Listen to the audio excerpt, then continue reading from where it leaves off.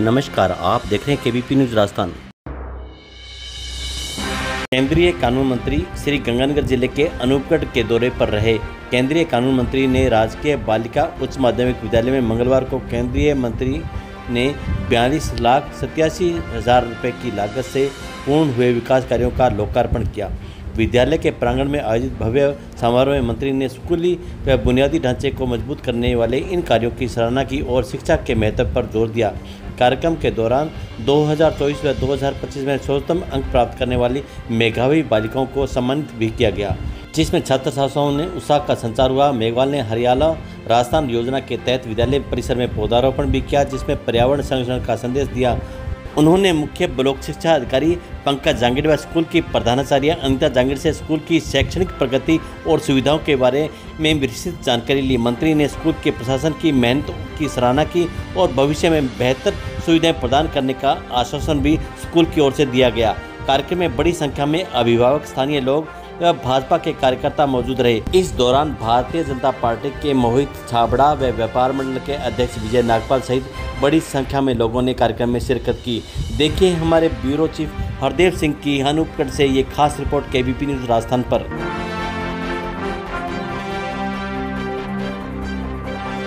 नाम रख रहा हूँ, जो प्रधानमंत्री होगा वो उसका नाम होगा। मैं तो योजना ला रहा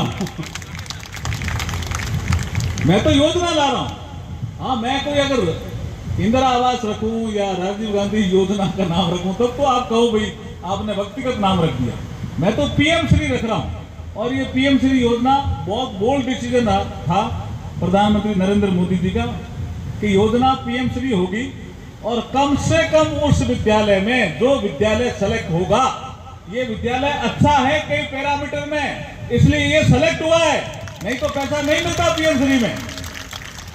ये सेलेक्ट हुआ है, आपको जानकारी है या नहीं है? तो ताली बजाइए भाई जोरदार। ये सेलेक्ट हुआ विद्यालय।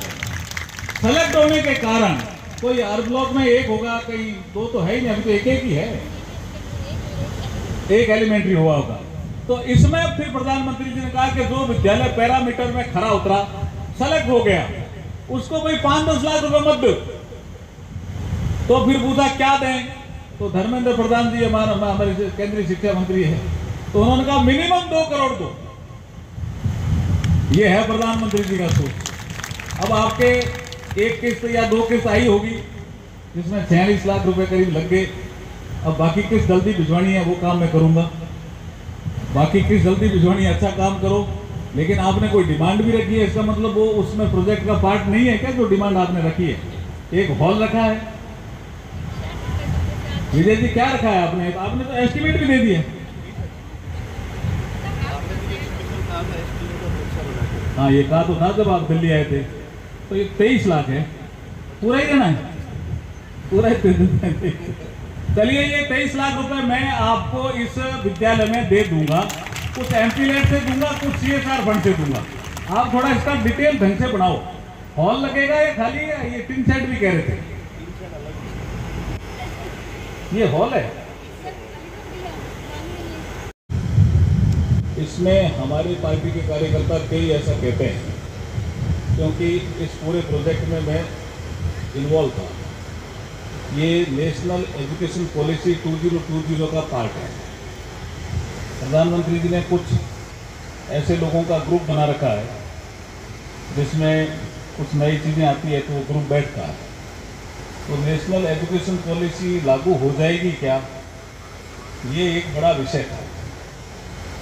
हमारे रमेश पोखरियाल जो हरिद्वार से एमपी होते थे, तो वो हमारे मंत्री हुआ करते थे।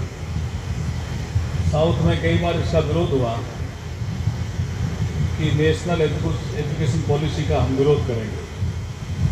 उसमें कोई ऐसा नहीं था कि कोई हम खाली हिंदी को प्रमोट करेंगे। उसमें ये लिखा हुआ था कि जितनी भी भारतीय भाषाएं हैं, हिंदी भी भारतीय भाषा है, तेलुगु भी भारतीय भाषा है, तमिल भी भारतीय भाषा है, मलयालम भी भारतीय भाषा है। इधर नॉर्थ में आ जाएं तो पंजाबी भी भारतीय भाषा है, ईस्ट में चले जाएं तो बंगाली भी भारतीय भाषा है, उड़िया भी भारतीय भाषा है, इधर गुजराती भी भारतीय भाषा है, मराठी भी भारतीय भाषा है।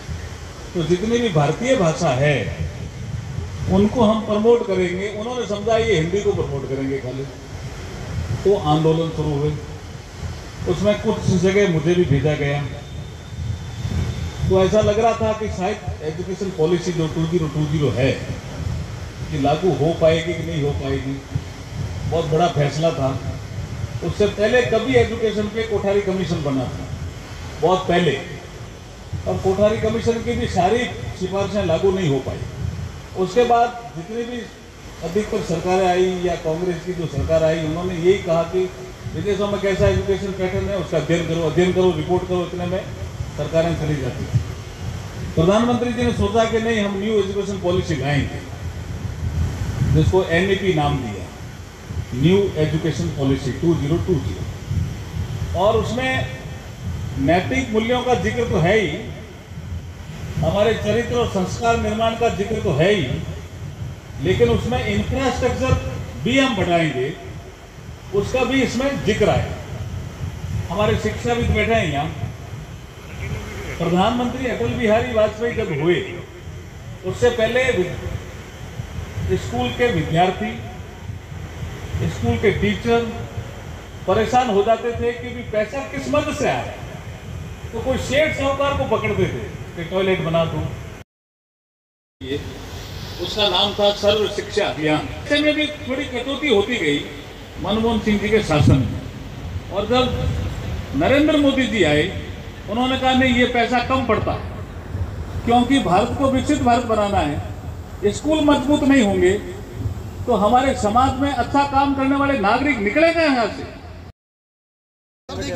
आरजू के पश्चात अनुसुईया,